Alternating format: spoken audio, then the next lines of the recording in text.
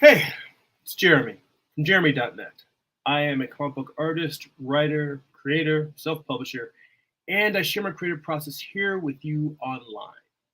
If you would like to get additional bonus live streams twice a month, be able to read my comic books on an online digital archive, get access to our Patreon exclusive Discord server where we share works in progress, tips, feedback, general art encouragement, and more, you can become a Patreon subscriber for as little as $2 a month. Head on over to patreon.com/Jeremy. That's patreon.com/GERIMI and subscribe, and you get all in there. If you would like to get a free digital sketchbook, if you'd like to get work in progress animated GIFs delivered right to your inbox, get blog posts about what I'm reading, what I'm watching, what's inspiring me creatively, you can sign up for my free monthly newsletter at newsletter.jeremy.net. And if you'd like to purchase physical copies of my comic books, or if you read digitally on Comixology or Kindle, you can head on over to amazon.jeremy.net. That will forward you to my Amazon author page. You can pick up books like my first graphic novel, Eye of the Gods. It is a psychological thriller about a man cursed with visions he cannot control. You can also pick up my most recent comic book series, Morning Star. It tells the story of Lucifer's fall from heaven as a Western. It's an 8-issue series. Volume 1 contains issues 1 through 4. Volume 2 contains issues 5 through 8. And both of those have extensive back matter, character sketches, character design, script excerpts, thumbnails, photo reference, and more. I basically show you how I put the whole comic book together. Check out all those at amazon.jeremy.net. And if you head on over to my YouTube channel, on the homepage, there are book flip throughs of all those books. You can check them out. And speaking of work that I have to share, if you head on over to jeremy.net, you can pick up the piece that you've been watching me work on for the last several weeks. I finally finished the Snakes on the Main t-shirt, and I now have it available for sale. So if you head on over to the main page, jeremy.net, that will take you in, and you can see this is a close-up of the shirt. But let me do have to hide this so that you guys can see. So this is what it looks like with the actual logo on it. So it's got the Snakes on the Main logo there. And I'm pretty happy with how this one came out. I'm be ordering a copy for myself. So you guys can head on over to jeremy.net, pick one of these bad boys up. But there's links in the description for the video. So if you go into the description, there's actually a link that will take you directly to the actual product page. But if you just go to the main homepage of my website, jeremy.net, you will see it there. So that piece is done. All right. All right. So let's see here. See folks in the chat already. See Amar's here. Says happy Sunday. Hello, everyone. Amar says, I think I fixed my mic issues as well. Glad to hear that. So now that I'm done with that, with the Snakes in the Main, what am I doing? I'm doing an alternate version. Why? Why, you might ask? Why? Well, I was having a conversation with a coworker about style and process and doing painted work versus line art work. And I wanted to just experiment. The real reason why I'm doing this is not that I want to make another version necessarily. This is more really for me to do personal exploration. Maybe if it comes out well, I might put an additional version on sale. But what it really is that I've been experimenting a lot with my style over the past few months, taking classes on digital painting. And this version that I'm bringing up on screen now, this is the inked version. So this is very similar to the creative process I've been using for Morning Star, where it's black and white line art with flat color, not a whole lot of rendering. I experimented with doing a much more painted style for the Gorgon Embrace, where she's Well, here, I'll just show you the piece. Why am I going to try and talk through it? I was doing a much more painterly style for this one with Medusa entwined with her lover there. And while I feel like it's a good experiment and I'm happy that I did it, I actually feel like what is more natural to my own artwork style is something that's kind of a merging of the two. And that's what I'm looking at doing here. So this piece, I turned off the black and white line art and I'm trying to go in, but instead of doing soft brushes, I'm painting in details, but I'm treating it almost as if I were painting in acrylic, but I was working completely opaque. So instead of transparent colors where I'm softly building up tones and doing soft gradations, I'm just trying out, just painting it in with color. So it's kind of an in between my line art style and my painted style. I'm just kind of doing this to experiment, see how I feel about it. So we're going to continue with this. I am going to move on to something else soon. I really just didn't have anything else. I had some other projects that I could work on. I'm sure you guys are tired of looking at this. But I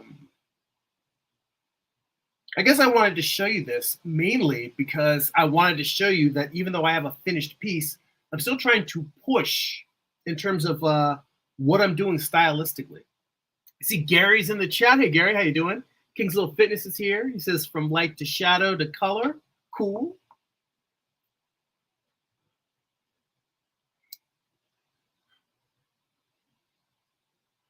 Yeah, I guess really it's because of the fact that for a lot of artists, I think one of the things that we struggle with the most is really finding our own style.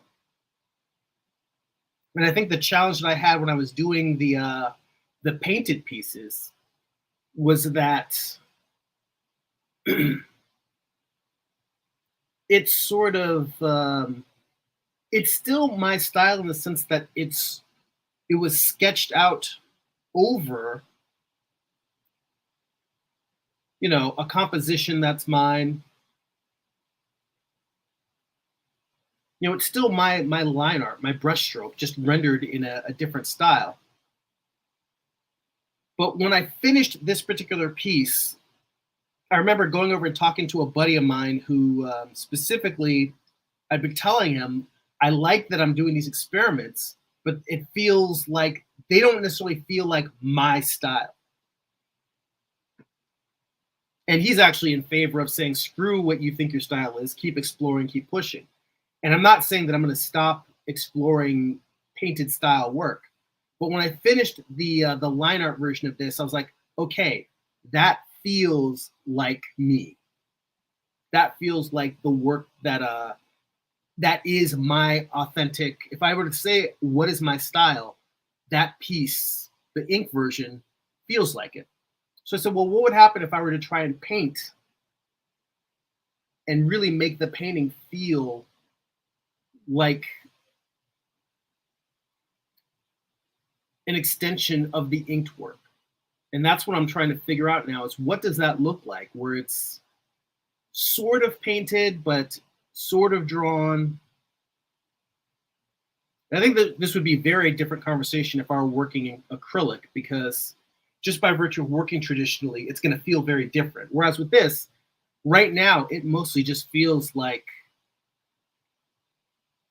I'm using colored pencil or colored inks instead of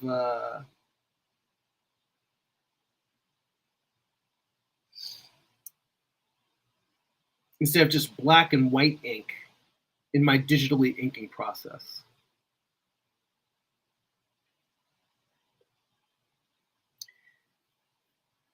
Yeah, King's Little Fitness says within the style from the story of the art. Yeah, it's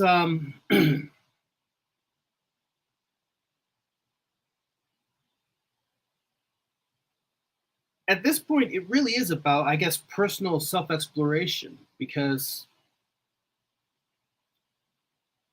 The other piece is done. This is just me looking inside and I guess trying to find something more than what was on the surface of that inked version.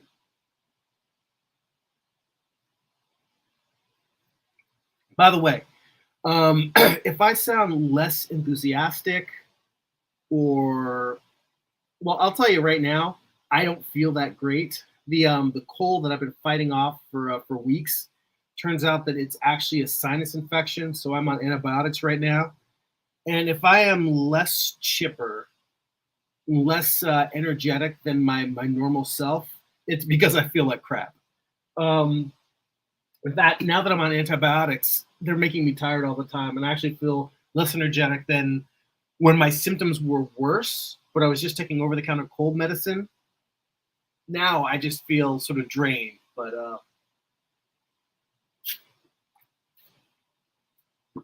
I figured I feel well enough to sit up in front of the drawing table for at least an hour today. So I said, all right, let's just get in here and and keep it going. So you guys will have to excuse me if I'm not like completely up to par in terms of my normal energy levels.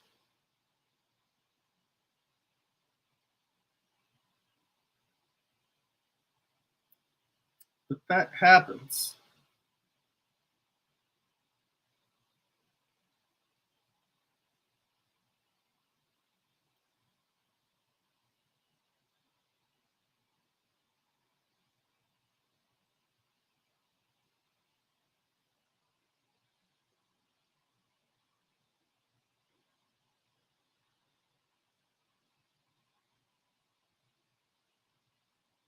So right now I'm really just using a lot of these lines to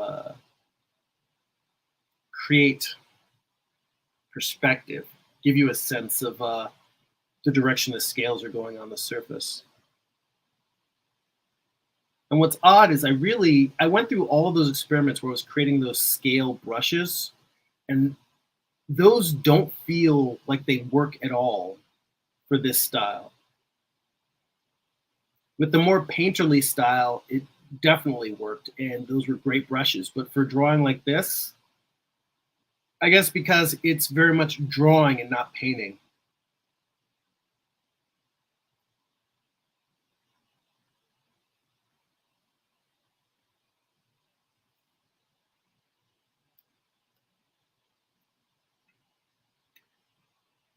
Let's see here. King's Low Fitness says on acrylic, he says haven't touched it much due to digital inking. I personally love acrylics. I like to work quickly, so I've never really experimented with oils. So I think you really do need patience with oils to slowly build up tone. And it's not like I think that you don't get good effects. I think that the results you get from oils that I've seen are amazing, but the process itself is, I think, not as immediate as I prefer when I'm making artwork. I like being able to work fast, and if I don't like something, just painting over it. Let's see here.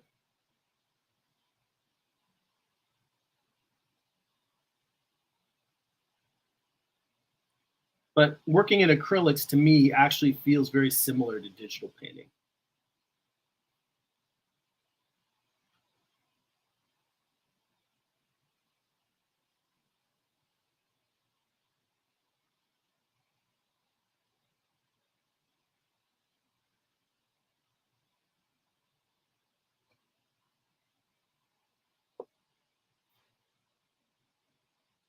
Yeah, Amar says, get better. Drugs are never good, but you gotta do what you gotta do. You don't need to get any worse.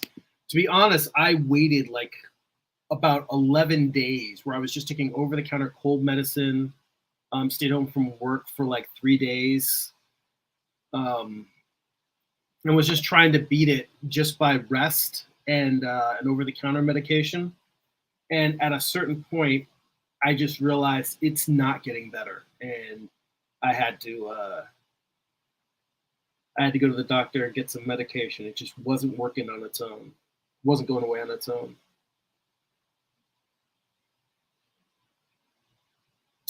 I gave it a try.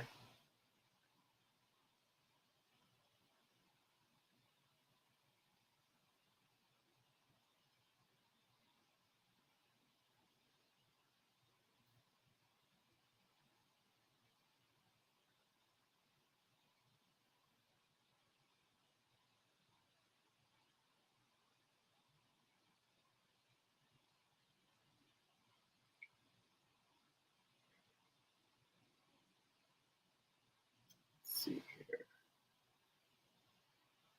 I'm just basically just going around and just color picking from other places in this piece.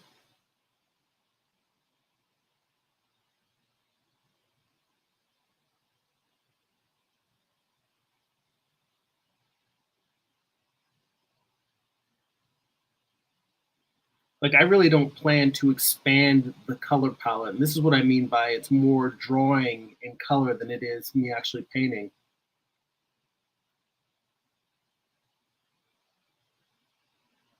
Like I'm not really adding much value range. I'm trying to find colors that are very close to the colors I already have in here and just adding extra rendering in those values. Like for instance, this underbelly of the snake, all I'm doing is just taking one red that's slightly darker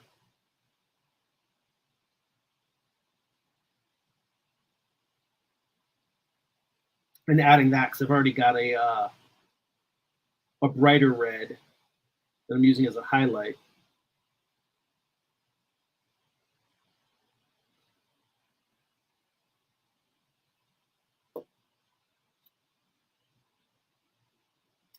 Let's see here.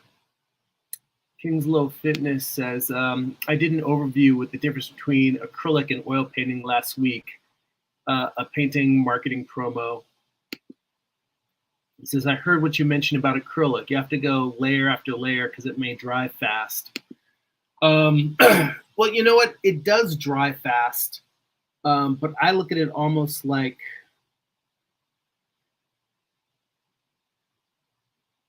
the whole going layer by layer is a matter of how transparent you want to work, meaning that you can specifically paint a color, and if you just put the color down the way it comes straight out of the tube, then it's opaque. It's like coloring with a marker. If you mix it with medium, then what happens is the medium makes it more transparent without necessarily losing. You do lose some of the intensity and saturation of the color, but not that much. And it's similar. Again, it's a lot like using a marker and then using like maybe a blender with it. That's kind of like what using medium is. Medium is just the liquid that the acrylic paint is made out of with no pigment in it. So you can use it to sort of thin it. And when you make it thin, then you can kind of glaze on top, similar to how oil painting does. And that's how you can work in kind of transparent, thin, transparent layers. You can tint stuff. But the idea is that the reason why I say it's similar to oil painting is that, I mean, not oil painting, why acrylic is similar to digital painting is that in the same way that you're using a digital brush, you can turn it to like 100% opacity or 100% flow. If you use it directly, like right off of the palette without adding any medium, that's like having your brush set at 100% opacity, 100% flow. And when you add medium, that's like lowering the opacity to it. So it's still got some color in it, but you're slowly glazing over it. And that's what I like about it is that in equal strengths, you can decide, do I want to build up the whole piece layer by layer? Or do I want to just make a place area where I'm like, this is the color, 100% opacity, bold color. And you can paint on top of that. So you can paint a layer that's a glaze. You can put areas on top of that are opaque. You can put a glaze on top of that, then a layer of opaque on top. And to me, it feels like it's a very fast process. And the thing about it is that if you mess up, you don't really have to wait for it to dry. You just paint a base color over it and just make your corrections on top of that. I mean, yeah, you do have to wait like maybe a half hour for it if it's a large area that you painted over. But normally, if you're just painting directly and it comes out wrong, you just sort of put something on it, work on another area of the painting for 5 minutes, and then come back and keep going.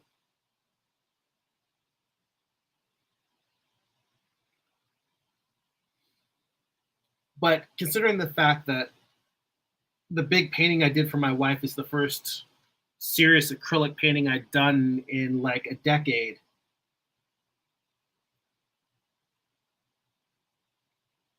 I don't know if I am the most qualified person to be giving acrylic painting advice,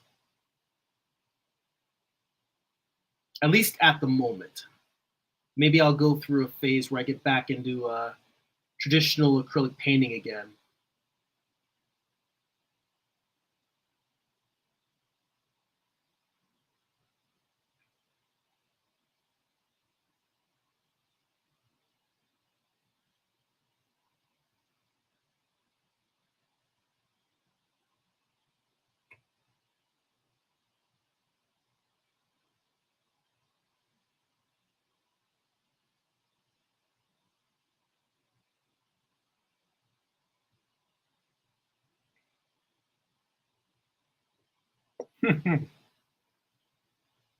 Then Kingslow Fitness says, then there's the hardest to paint with watercolor.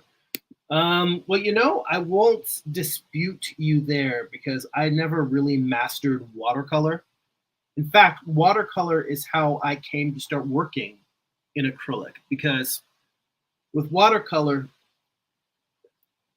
my palette, as you can see from the work that I'm doing right now, I tend to use very bright, very bold colors. I don't really work in muted palettes. Um, and because of that, it takes, patience to build up very bright colors in watercolor. And I found that if I used acrylic paint instead of watercolor, then what I could do is I could paint it like it was watercolor. Before I started using medium, I used to just thin my acrylics with just water, which you can do, but if you thin it down too much, it starts to break down the pigment. The pigment itself, if you were doing something on a canvas, then it wouldn't necessarily be great. But for works on paper, it's fine. But what happens is if you use too much water, it breaks down, it thins the what they call the binding, which is the on a chemical level, what makes the color stick to the surface you're painting on, or stick to the medium. And if you use too much water, that will actually break down.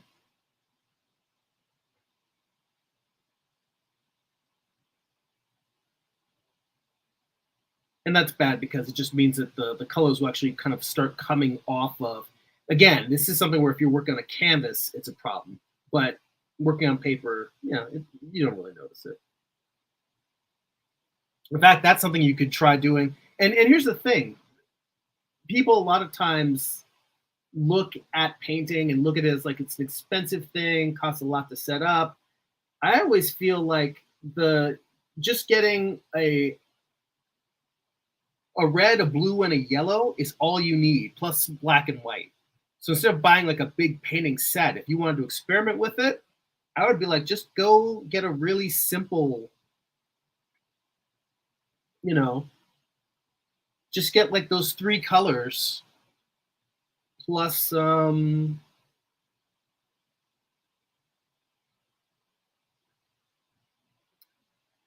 plus black and white. And to be honest, really, you could just pick one color. If you wanted to start, I think the best way to start in painting is to work in value anyway. So just pick like a blue, a black, and a white. And just practice doing paintings with just those. And as you get better at it and feel like you get a little more control, add in a red and then add in a yellow. You can slowly start seeing yourself just building up towards a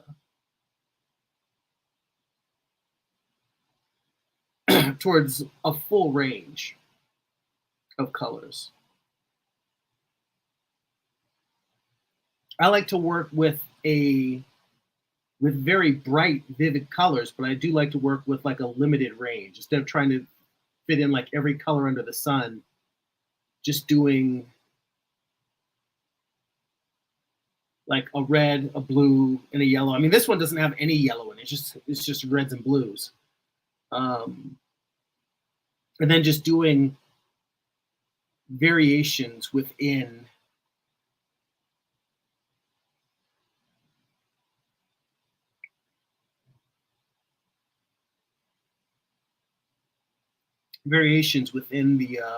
the color scheme that I've already set up.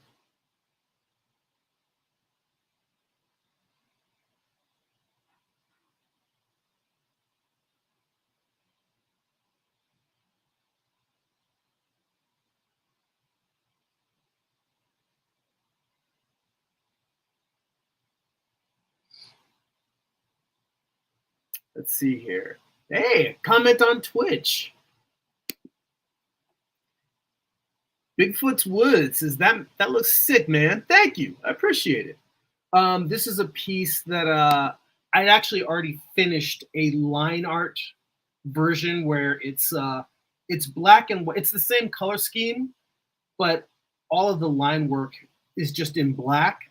So it's more illustrative. So I want to see what would happen if I came in and just did the line art more with color, just to see how that comes out. Just kind of playing with my process, experimenting a little bit.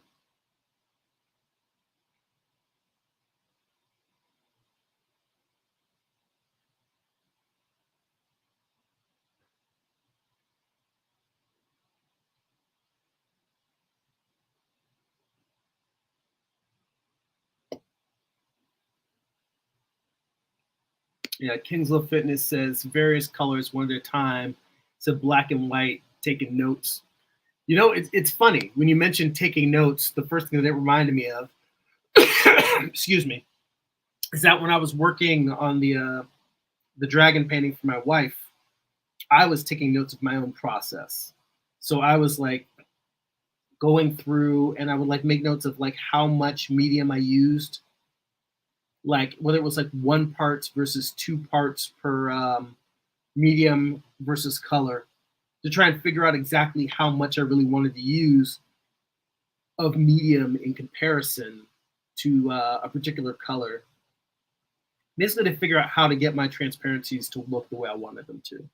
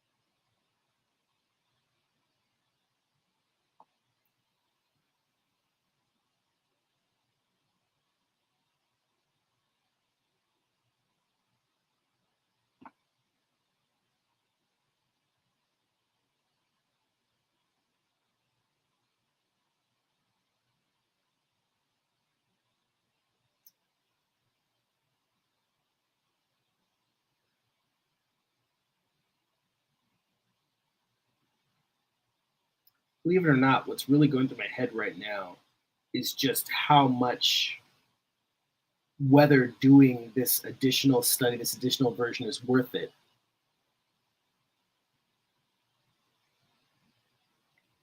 Because I could move on and start another piece.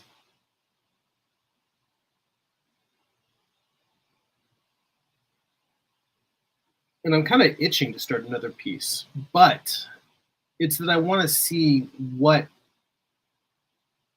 this alternate version, if anything, gets unlocked in my head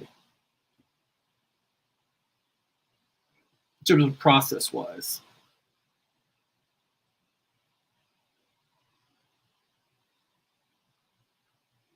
Because I don't think we can necessarily predict what is or isn't going to give us creative breakthroughs and what is or isn't going to waste time.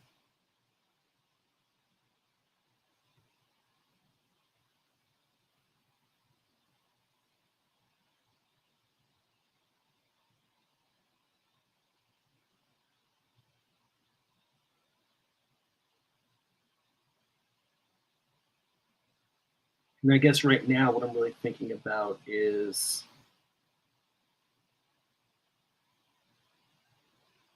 this process that I'm doing now, where I'm doing it more drawn than painted, that maybe the experiments I did that were more painted, are those the waste of time? And is this really what I should be doing? So I'm really kind of taking my own style and interrogating it and asking, is this what I want to keep doing going forward? Like if I were just doing illustrations, do I want it to be more like this? Do I want it to be more like the line art version?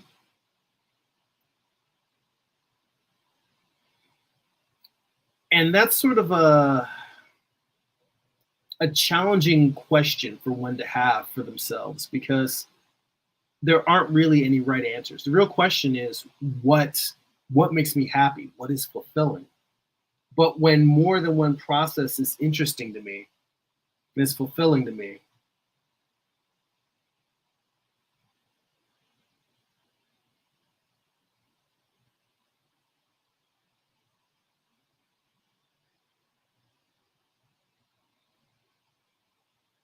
well, I mean, then the question becomes, well, is it just a matter of whatever is quickest?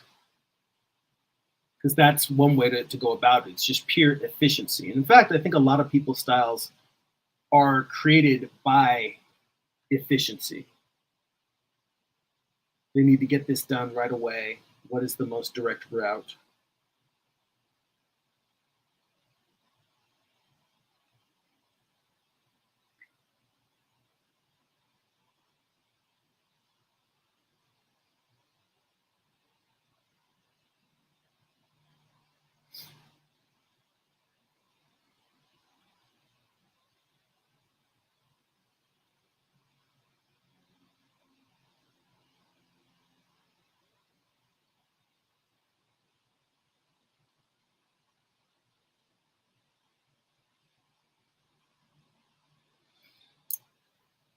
And I think another thing that I need to keep in mind while doing these is I'm getting a little bit too caught up in the line art and not thinking about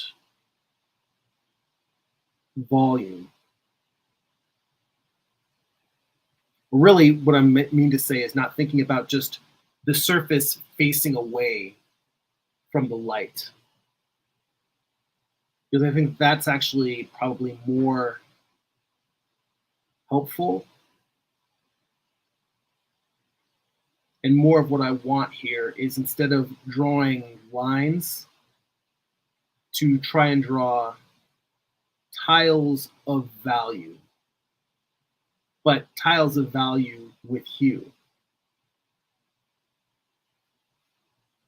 Like how I just shifted here from instead of drawing the scales, like the individual lines of the scales, now I'm trying to shift to drawing them as just, I don't want to call them slabs of color because these aren't really slabs. They're still small marks, but they've gone from being a line to almost a tile of color or a tile of value.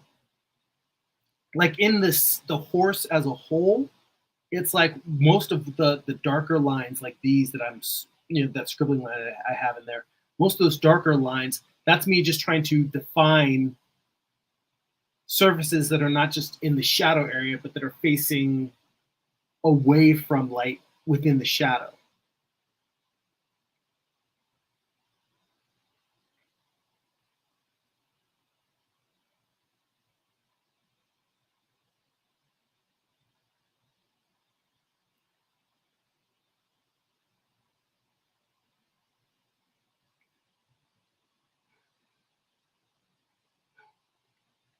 And this is something that also, when I mentioned working in acrylic,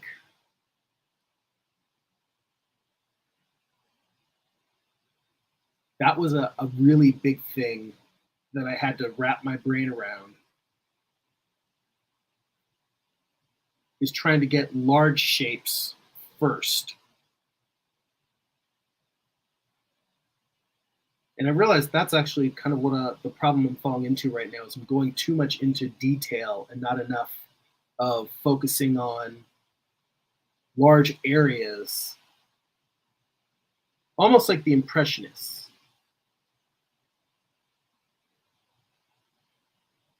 I'm trying to build up a sense of value and texture.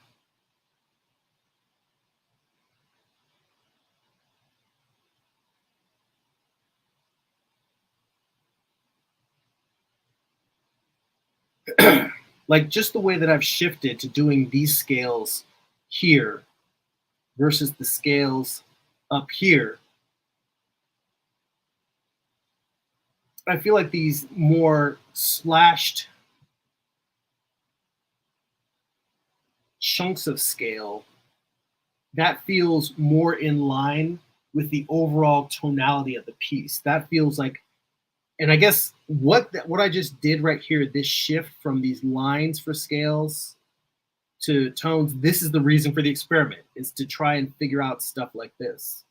I didn't go into this piece, I didn't start this piece painting it this way. And now that I've made those couple of marks, I'm like, oh wait, this is how, it's like I'm reteaching myself how to paint. And I think you, to a certain degree, if you're open to it, if you're not just trying to finish, and I don't think it's a bad thing with having a deadline, but if you're not just trying to finish something by deadline, I feel like you kind of teach yourself or reteach yourself how to paint with every painting you make. That's kind of the nature of the process.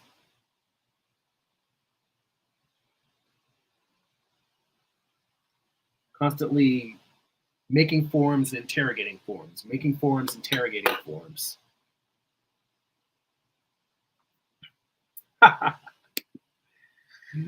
See, Amar says, sadly, I don't think I will ever have a style, so I'll remain formless. And since I'm too hard-headed and stubborn to study several artists, and that bus I could have rode decades ago.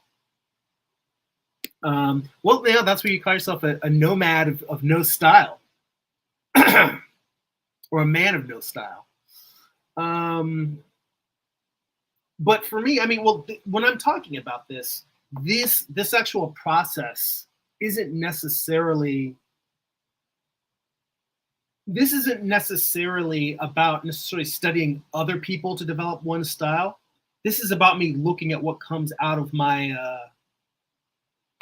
brush, whether I'm working digitally or traditionally. Like, for instance, I kind of flipped back before, but like I said, you guys watched me for a very long time working on this piece, and I used a lot of different techniques that I'd never used before. This painted piece here, a lot of different techniques. I was really super happy with how the scales came out with these digital brushes for the scales, working more texture into the statue, all of these different elements. The texture, I really feel like the best part of this, oddly enough, I feel like the best part of this painting is the fabric, it feels like a wool blanket. Just because I switched to a textured brush to paint to paint the blanket. This to me feels like the most successful part of the entire painting in terms of me trying to do different stuff and grow and stretch.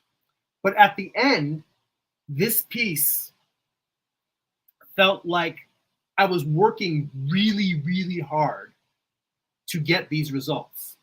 And the whole point of me switching back and then going to this piece is what comes easy to me, what comes natural to me. And what comes easy and natural to me is just drawing and putting in flat color. So I said, all right, now that I've got this, how can I merge the thing that I was struggling with the thing that comes easy to me?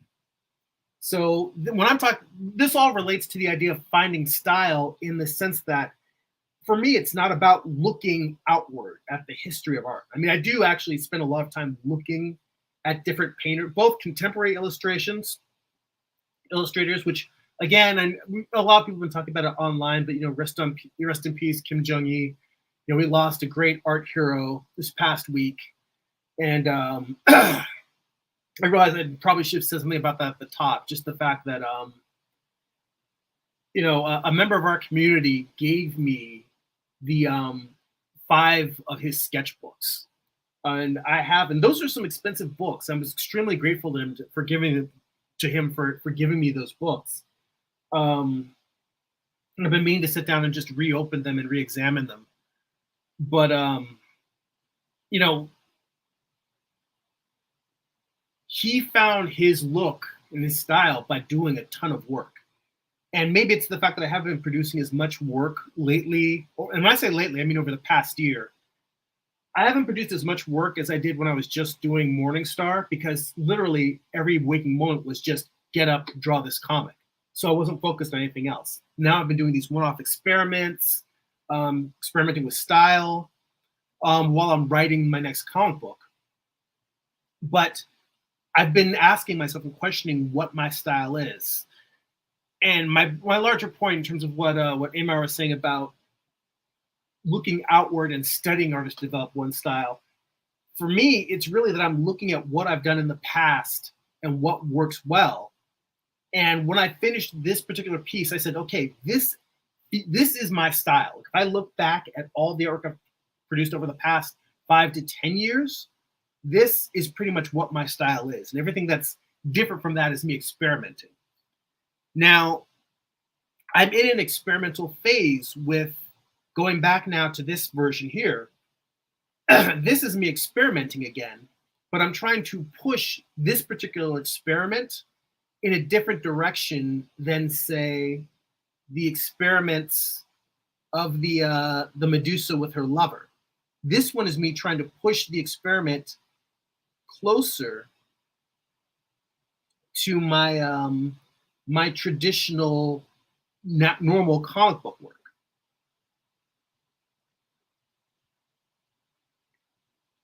And I think that style is something that evolves over time. There are people who are artistic mimics and can simply mimic another creator's style, or they may decide, I want it to be anime. I'm going to study the hell out of a bunch of anime and go for a particular manga style, or like I'm going after a Masamune Shirow style or a Katsuya Terada style. But I think more often than not, for most artists, you don't pick your style picks you.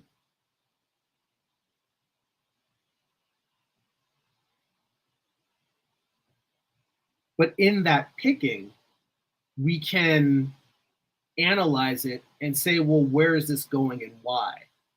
So it's not that we have zero control over our style, and it's not that we have 100% control over our style. I mean, some artists do, but more often than not, it's a conversation between ourselves, our actual physical abilities, and what we consume artistically as fans of art.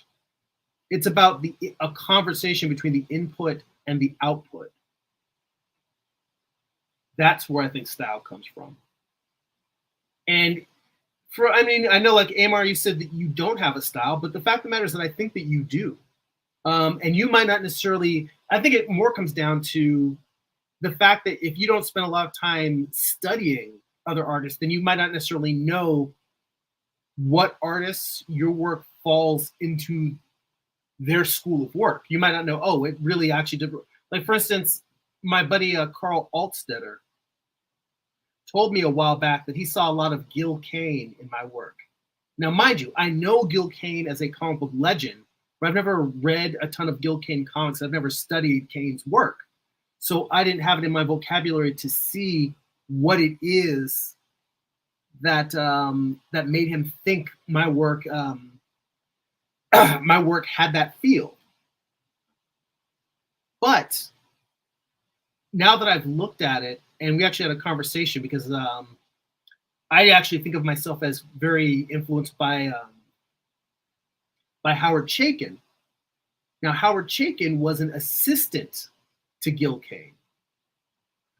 And I realize now, I'm like, oh, okay. So maybe what is happening is Gil Kane is filtering down into my work through Howard Chaykin. And I think that actually happens with a lot of people where we don't necessarily know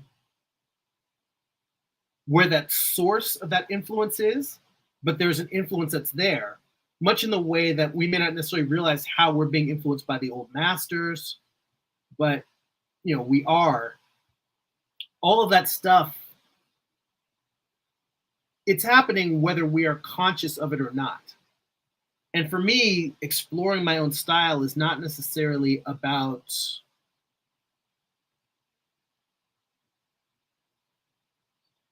an active plan to develop style. It's that I want to engage in the process that's happening. There's an organic process that's happening when I draw, whether I'm aware of it or not, in terms of my style continuing to grow and evolve and change. And I'm making a conscious choice that I want to interact with that more. That's what doing an experiment like this is. It's me trying to engage in that process. But you're going to have a style whether you engage in it or not. As you continue to improve and gain more mastery and control, you're going to make aesthetic choices. And those aesthetic choices are affected by the artists that you've seen and the artwork that you consumed, whether you know it or not.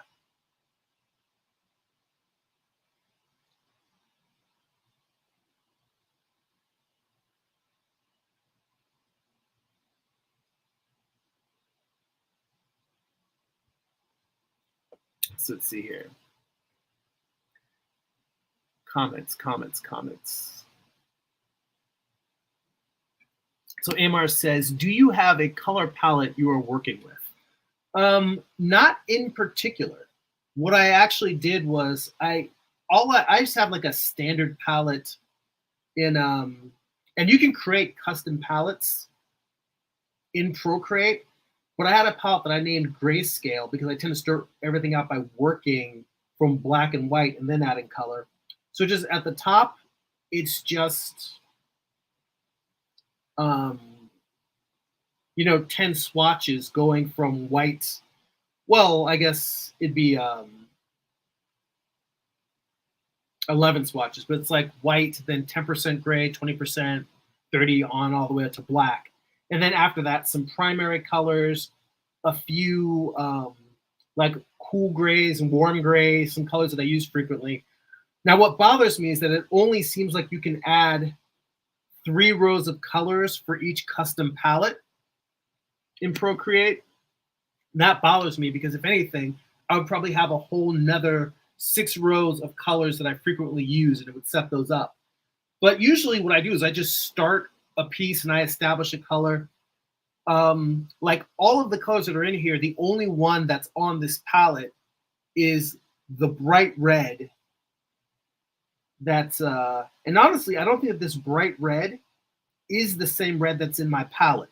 I think that I started with a darker red, tinted it until, in fact, I think that the color that's underneath the purple in my palette, that red is, I think, the only color that's on here. And then everything else from that, I just sort of tweaked individual colors until I got something that felt like the tone I'm going for. So in terms of working with a palette per se, and there are people who in digital painting, I've considered in Procreate to just sometimes create like a bunch of just random colors and just have a color palette that's actually on my screen that I can pick from as I mix. But I find it's easy enough for me to just get 1 or 2 colors that are what I like, and then just mix colors as I go throughout the painting. And then if I need a existing color, just go and find someplace else in the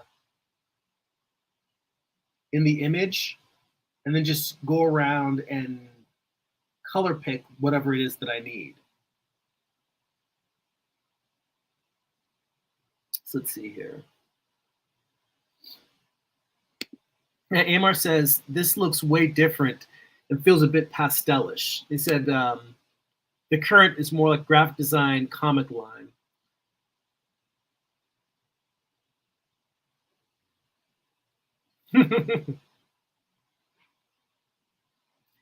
Let's see here. Amar says, sounds like another t-shirt and slogan you have under your live stream. You don't pick the style picks you. You know what? That's not a bad idea. That is not a bad idea. I'm gonna take that one. Thank you, Amar. Oh, usually I keep post-its right by my desk to write down little things as they come up.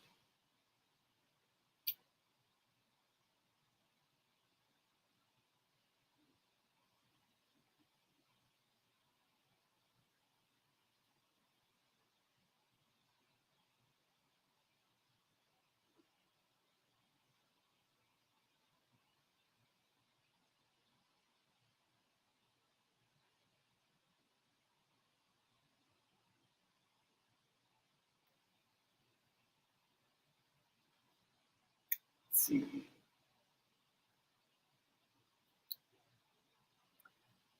Let's see.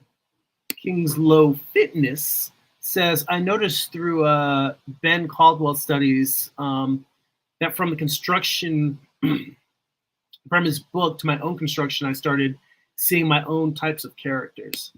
Yeah, well, that's also true.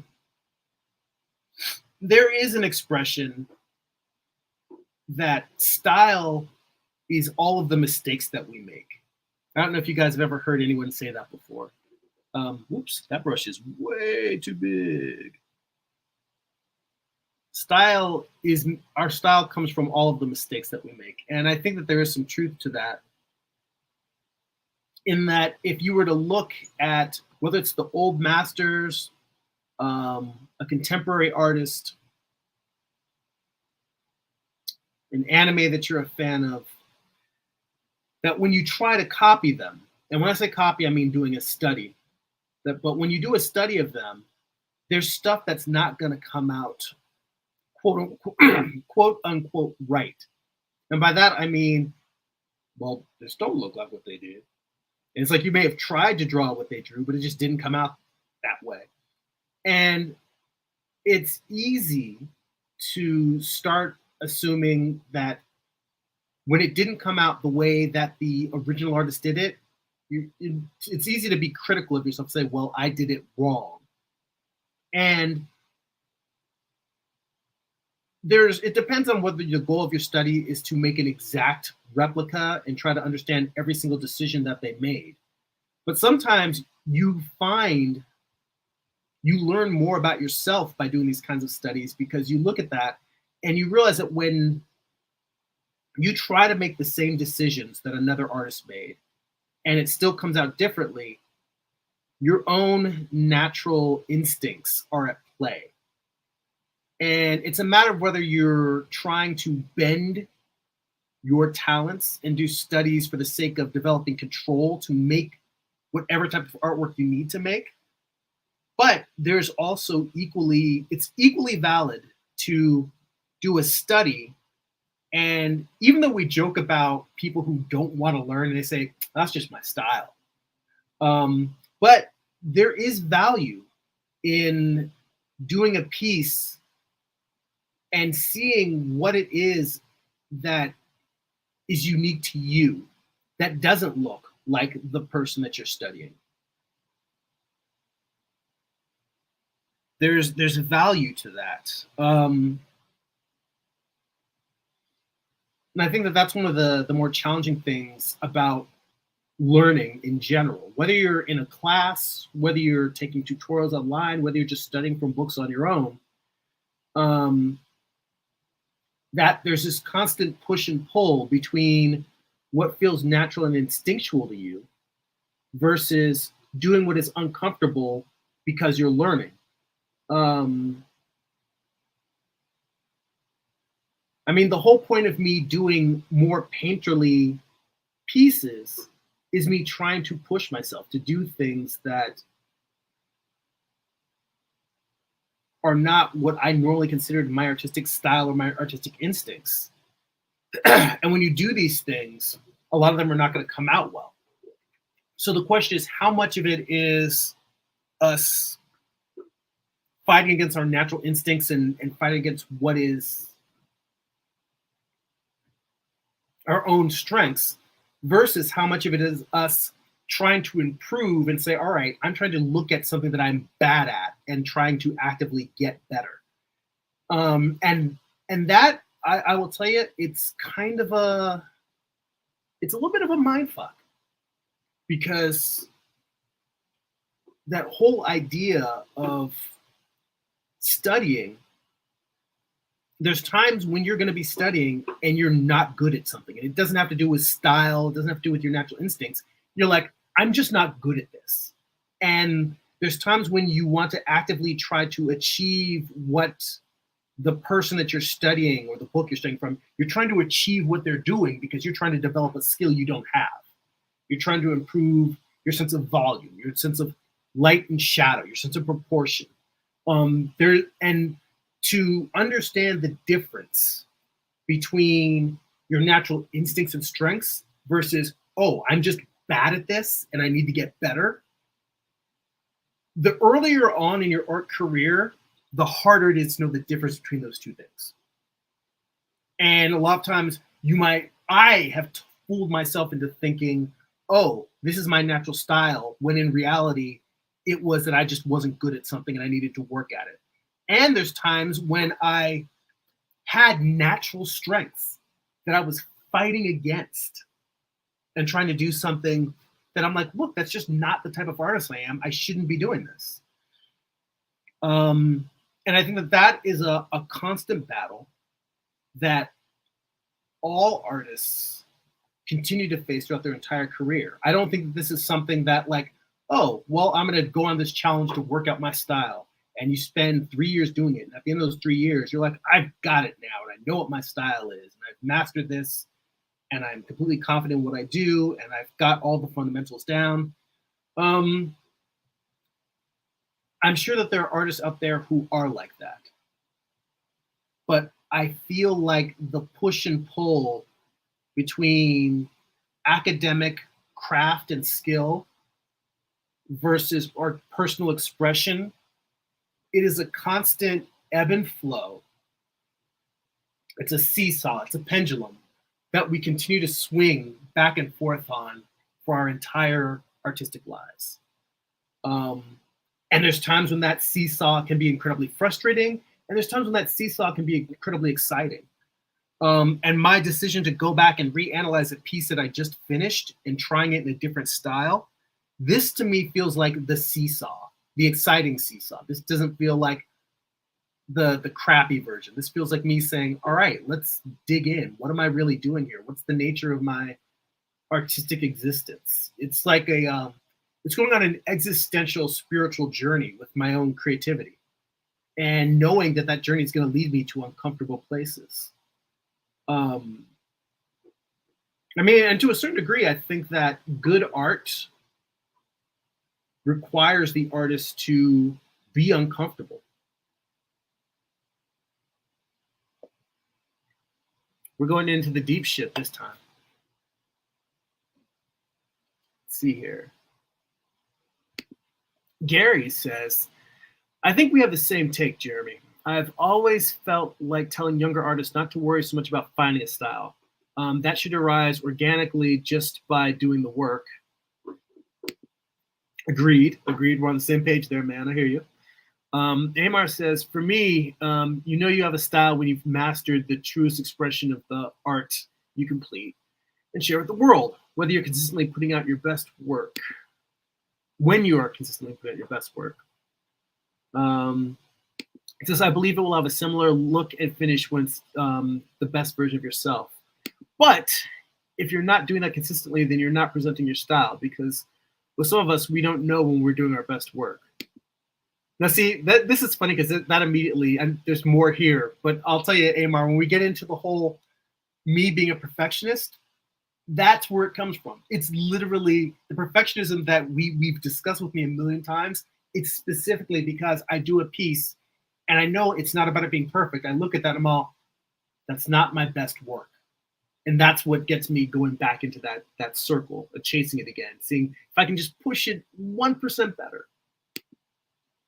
See here, Amar says you can see glimpses of it, but once you've mastered it, for me, that's when you know you have a style that people can recognize as your art style. I tend to feel over the many years of me drawing, I always just picked at it, but never really pushed myself to say, I'm not putting out subpar art. Yeah, I mean, that's the figure drawing classes that I take, the fact that I signed up for courses on schoolism that I'm taking right now. All of that is me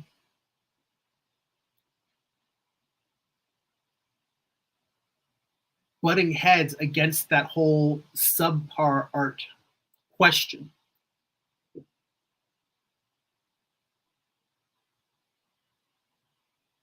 And I don't think that I'm ever going to reach a point, at least I don't think I should reach a point where I look at my work and say, oh, yeah, that's it. Everything's awesome.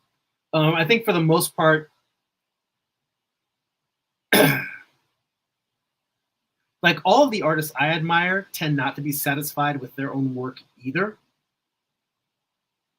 And it's not that I want to just go around being unhappy with the work that I make, but it's that I want to feel like I gave my best effort. And I think part of that maybe comes from being an athlete in college, where, you know, one of the things about being an athlete in high school and in college, I ran track and field.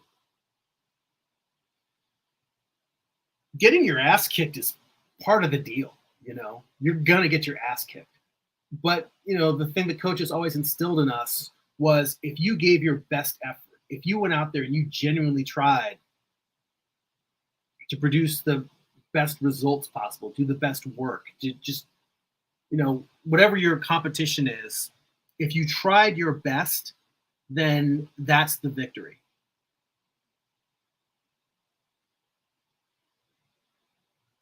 And so it's looking at all of the work and saying, is this my best?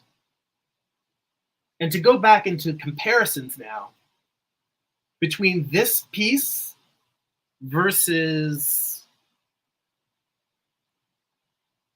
this piece. So the line art version, I feel like this is my best execution of this version. This to me, like, this is my safe spot. It really feels like my style. It feels like I came in and I did what I do and I did my best version of it. I'm completely happy with this. So now I'm saying, what happens if I try to combine those painting experiments I did? I'm repeating a lot of what I said earlier, but it's just me flipping back and forth between this version and this version. And I think if anything, well, this is another thing. And something that I get from, I know, Amar, when you mentioned that you don't necessarily go back and study a lot of different artists. I've been reading books on Peter Paul Rubens. Right now, I'm just finishing up a biography of John Singer Sargent. And one of the things I'm seeing is that these artists that are considered masters of the art, you know, the art craft, a lot of them, they come back and they will do the same painting multiple times. And they're trying to find something in each version of it. They're looking for those missing links, those places where it just didn't quite hit what they wanted to hit. And it might drive you guys nuts as an audience to watch me go back and redo one painting, you know, 2 or 3 times. But I will tell you, more than anything, I have another Medusa horse piece. Like there's 2 things that I wanted to do in the coming weeks. And this is probably where we're going to be heading next. The two things I want to do is one, somewhere in my photos, where is it? Somewhere in my photos, where is it?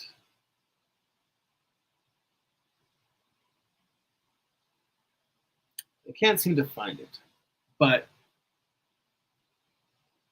there's the original sketch that I did of the Medusa, the very first one I did. And I want to go back and redraw that in both that ink line art style and in this kind of hybrid painted style.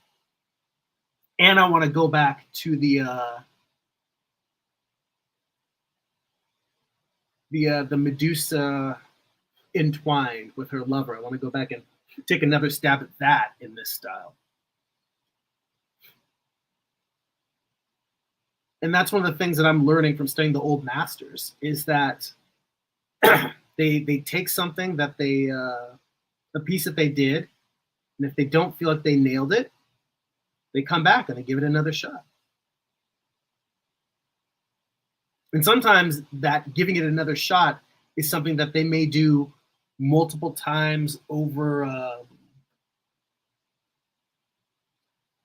number of years, and they don't even necessarily show the first piece. And you know what? This one for Negro Frazetta.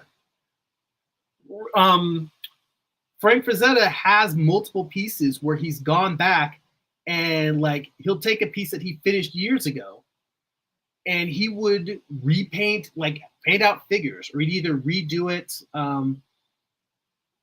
I think I haven't finished reading all. That's one I really need to read. Is read all the text in the Frazetta books that I have. Read all the biographical text.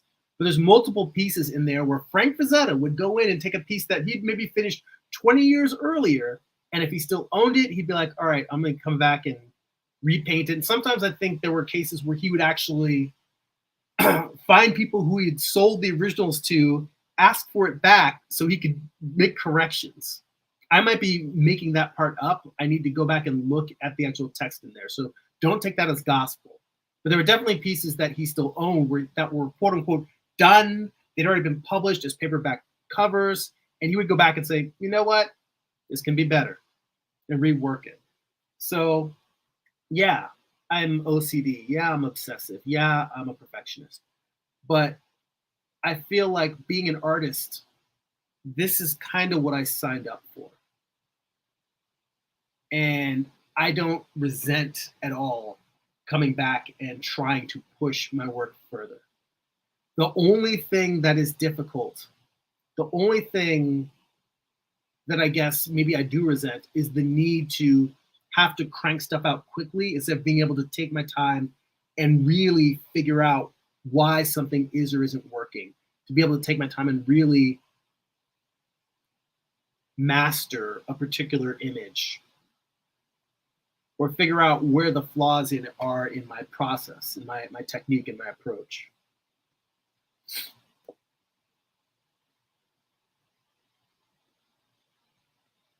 Let's see here. Yeah, Amar says, I heard of people doing that for painting, comics, and animation.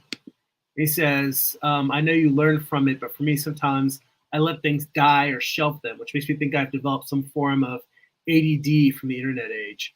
No, not necessarily. I mean, I feel like it's a personal choice. I encourage people to go back and gnaw on things, but it takes a certain type of personality to be willing to do that, and not everyone wants to. For me, I think that that's what allowed me to finish Morningstar. It's the idea that once I get an idea in my head, I just keep gnawing at it and I don't want to let it go. But I can totally see someone saying, you know, if a piece isn't working, just drop it and move on to something else. Sometimes you have to drop a piece, move on to something else, and then come back to it later on to figure out what's wrong. Sometimes, like for instance, let me go back to my gallery here. Where is it? Where is it? Where is it? This piece. the whole thing with me drawing all these Medusas, this is a piece that I had planned to do years ago. Like, I think I had this sketch for this in the early 2000s. I didn't get around to drawing it in ink until like probably 2015. And then when I drew it in ink, there was something where it just wasn't working with me. And I tried coloring it digitally and I put it down. In 2020, I come back to it. And I finally paint this version that I'm actually happy with in 2022. I guess I came back even later than that. So, yeah, I'm everything that you're saying, Amar, even setting a piece aside when it's not working, that happens. So when it comes to, for instance, this piece and me coming back and wanting to repaint it again, I may repaint this again and it's still a fail. And if I repaint it again with this style that I'm working in right now and it's still, I'm not happy with it, I'm going to step away from the piece for a while. And I'm going to move on to either the next illustration, or hopefully I'll be far enough along with my comic that I can really start showing you some of the visual development for my next comic book series. But the point is that I may have another finished version of this painting, still not be happy with it, move on to other stuff, and then come back to this 5 years from now, 10 years from now, and be like, oh, that's what I needed to do. It's both, we can push to improve our craft, and then there's a certain degree to which we don't have control over it, and it hatches when it's ready to hatch. You know, all we can do is keep sitting on it, keep it warm. So, yeah, this is crazy. The evolution of style, it's a process. See, yeah, Amar says that's why he's a master, and I'm sure Ji did the same. Kim Jong-yi did the same thing to master his art style. Yeah, it all came from doing decades and decades of work and producing creativity and trial and error and analysis and process.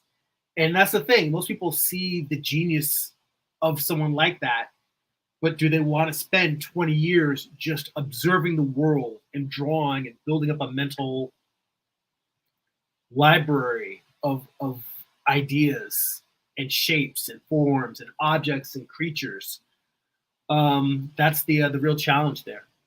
All right, guys. So on that note, you know, rest in peace, Kim Jong-yi. The art world has had a serious loss, but his work continues to inspire us. And I think he's one of those artists that's going to go down in history in terms of the illustration era of the early 21st century. He's going to be, I think, one of those standout artists people are going to remember, who burned very brightly for as long as he was here, and is going to cast a long shadow.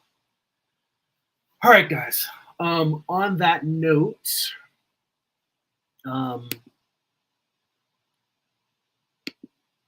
if you'd like to get additional bonus live streams twice a month, if you enjoy these live streams, you want long ones, we go for 2.5, 3 hours. We dig into some of the best art books around. We have a thing that we do twice a month called Art Book Study Group. Also, you get access to a digital archive of my comics. You can read them online. You get access to a Patreon exclusive Discord server where we share tips, tools, feedback, work in progress.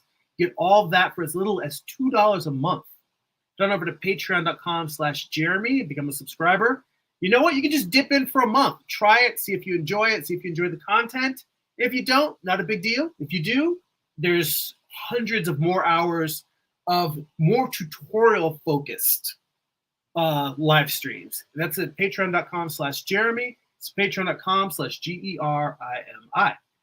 If you would like to get a free digital sketchbook, get work in progress animated GIFs delivered right to your inbox, and sorry, again, the antibiotics, my head's a lot of it, and blog posts about what I'm reading, what I'm watching, what's inspiring me creatively. You can sign up for my free monthly newsletter at newsletter.jeremy.net.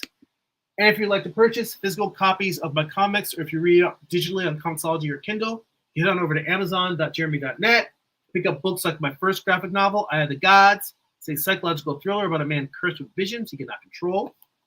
You can pick up My most recent comic book series, Morning Star. It is Lucifer's Fall from Heaven, told as a Western. It's an 8-issue series. Volume 1 contains issues 1 through 4. Volume 2 contains issues 5 through 8. Both have extensive back matter, character sketches and designs, thumbnails, page layouts, script excerpts, and more. And if you're watching on Twitch, if you go to the About Me tab, there's links to all of these on the tab. The rest of you, there's links in the description for the video to all of these, and on the YouTube homepage, there's book flip-throughs for all of those books. Thank you, everyone, for hanging out. Thank you for all of the wonderful, stimulating, creative conversation. That's it for now. Go be creative.